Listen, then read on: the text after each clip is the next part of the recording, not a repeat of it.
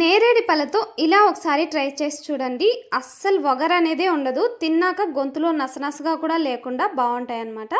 దీనికోసం బాగా పండిన నేరేడి పళ్ళను తీసుకుని ఇందులోకి రాళ్ళుప్పు మాత్రమే వేసుకొని ఇలా బౌల్ని ఎగరేస్తూ ఒక 2-3 మినిట్స్ కలుపుకున్నామంటే ఇలా నేరేడి పళ్ళు సాఫ్ట్గా అయిపోతాయి.